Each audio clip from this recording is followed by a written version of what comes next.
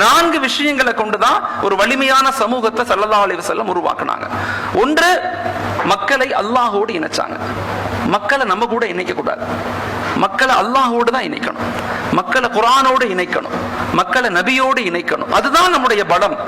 ஈமான் தான் நம்முடைய பலம், ஈமான் தான் நம்முடைய வெற்றி, ஈமான் தான் நம்முடைய உயர்வு, ஈமான் தான் நம்முடைய முன்னேற்றம். ஈமானிய உணர்வு இல்லாத அறிவு, ஈமானிய உணர்வில்லாத பொருளாதாரம், ஈமானிய உணர்வில்லாத அதிகாரம் மாற்றங்களை ஏற்படுத்த முடியாது. இன்னைக்கு பிரச்சனை என்ன ஆயிடுச்சுன்னா, ஈமானிய உணர்வுள்ள மக்கள்லாம் நம்ம பள்ளிவாசலுக்குள்ள மதரசாக்களுக்குள்ள இருந்துடுறோம். ஈமானிய உணர்வு இல்லாத மக்கள் எல்லாம் சமூகத்தை மாற்ற போறோம்னு ரோட்டுக்கு போறதுனாலதான் சமூகம் முன்னேற முடியல. ரொம்ப ஆழமா நம்ம விளங்கிக்கணும். சிஏஏ பிரச்சனை நடக்குது, 2000 பேர் மக்கள் போராட்டத்துக்கு போறாங்க. ஆனா பாங்க சொன்னா அதே அந்த 10 பேர் தான் தொழுகைக்கு வர்றாங்க. இந்த எழுச்சி ஒருபோதும் மாற்றங்களை கொடுக்காது. இந்த உருவாக்கம், இந்த கட்டமைப்பு மாற்றங்களை ஏற்படுத்தாது. வளர்ச்சி எங்கிருந்து உருவாகணும்னா மஸ்ஜிதுகள்ல இருந்து உருவாகணும். வளர்ச்சி எங்கிருந்து உருவாகணும்னா குர்ஆனோடு உருவாகணும். வளர்ச்சி எங்கிருந்து உருவாகணும்னா நபியினுடைய வாழ்வியலோடு உருவாகணும்.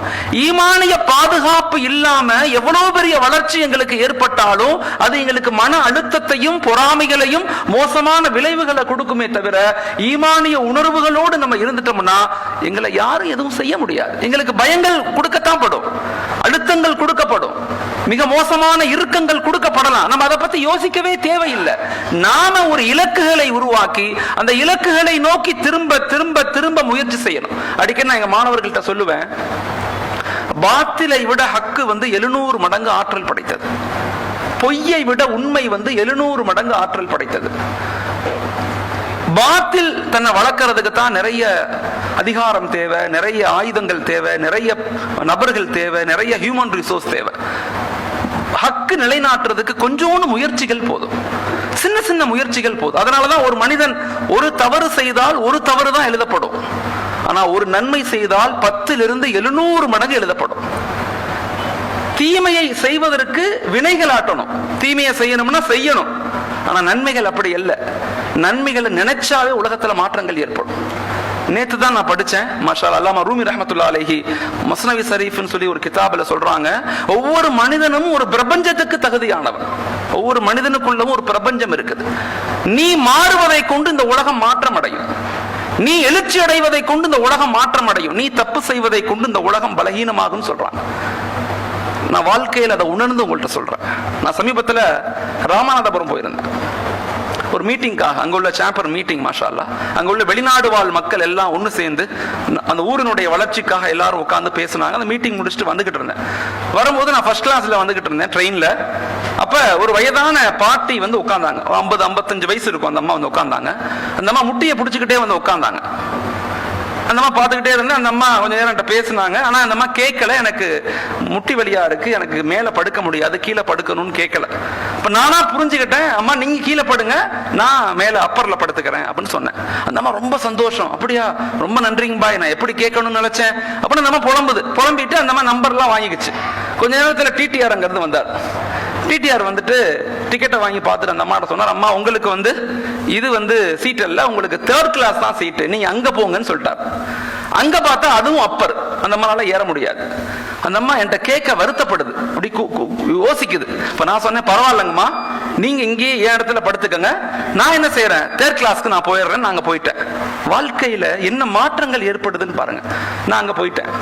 அங்க போனா பார்த்தா எல்லாம் ஒரே கச்சமச்ச ரொம்ப கஷ்டமா இருந்து, இருந்தாலும் படுத்து தூங்கிட்டேன். ஷைத்தான் மனசுக்குள்ள எனக்கு பெரிய உடசலை கொடுக்குறான், நீ எனக்கு அறிவு கட்டவனா இருக்க, அதை விட்டுட்டு போய் இங்க படுக்கிறேன்னு புலம்புது. படுத்து தூங்கிட்டேன். அடுத்த நாள் காலைல 10-11 மணிக்கு ஆச்சியா அந்த அம்மா கால் பண்ணுது. எனக்கு 11 மணி இருக்கும். கால் பண்ணி, தம்பி நான் புதுக்கோட்டையில இருந்து பேசுறேன், நேற்று இடமெல்லாம் கொடுத்தீங்கல்ல, நான் புதுக்கோட்டையுடைய தாசில்தார், டெப்டி கலெக்டர். அந்த அம்மா, நான் புதுக்கோட்டையுடைய தாசில்தார், நான் ஒரு ஆபீஸ்ல உட்கார்ந்து இருக்கிறேன், என் முன்னாடி ஒரு ஃபேமிலி நிக்கிறாங்க. அந்த அம்மா சொன்ன வார்த்தை நான் அப்படியே சொல்றேன். ஃபேமிலி நிக்கிறாங்க. அந்த ஃபேமிலி ஒரு இஸ்லாமிய ஃபேமிலி. அந்த ஃபேமிலி என்னிடத்துல 2 வருஷமா பட்டாவுக்காக கையெழுத்து போடுறதுக்காக டெய்லி வந்துட்டு போறாங்க. நான் அப்புறம் போடுறேன் இப்பறம் போறேன்னு நான் தவிர்த்துக்கிட்டே இருந்தேன். என்னன்னு தெரியல, நான் நேரம் பண்ண முடியல. இன்னைக்கு அந்த ஃபேமிலியை பார்த்தோன்னே எனக்கு உங்க ஞாபகம் வந்துருச்சு. நான் கூப்பிட்டு உடனே கையெழுத்து போட்டு சாங்ஷன் பண்ணிட்டேன். சாங்ஷன் பண்ணிட்டு அந்த ஃபேமிலி எனக்கு தேங்க்ஸ் சொன்னாங்க, நன்றி சொன்னாங்க. அந்த ஃபேமிலிட்ட நான் சொன்னேன், எனக்கு நன்றி செலுத்தாதீங்க, நேத்து ஒருத்தவர் எனக்கு படுக்கிறதுக்கு சீட்டு கொடுத்தாரல்ல அவருக்கு தேங்க்ஸ் சொன்னுங்கன்னு சொன்னாங்க. வாழ்க்கையில நாம செய்யக்கூடிய சின்ன சின்ன வேலைகள் இருக்குதே உலகத்துல பெரும் மாற்றங்களை ஏற்படுத்தும். அந்த ஈமானிய உணர்வுகளோடு நபி நமக்கு என்ன வாழ்வியலை கற்றுக் கொடுத்தாங்களோ அந்த வாழ்வியலை நாம வாழ்க்கையில பின்பற்றும் போது எல்லா மனிதர்கள்ட்டையுமே, முஸ்லிம்கள்ட்ட மட்டும் நான் சொல்லல, முஸ்லிம்கள் ஈமானுங்கிறது that is not a superiority, ஈமானுங்கிறது தட் இஸ் எ ரெஸ்பான்சிபிலிட்டி. நாங்க முஸ்லிம்களாக இருக்கிறோம் அப்படிங்கிறது எங்களுக்கு பெருமை இல்ல. அவங்க எல்லாம் இஸ்லாத்துக்கு வரல, நாங்கெல்லாம் இஸ்லாத்துக்கு வந்துட்டோம் அப்படிங்கிறது எங்களுக்கு பெருமை இல்ல. எங்களுடைய ரெஸ்பான்சிபிலிட்டி, எங்களுடைய பொறுப்புகள்.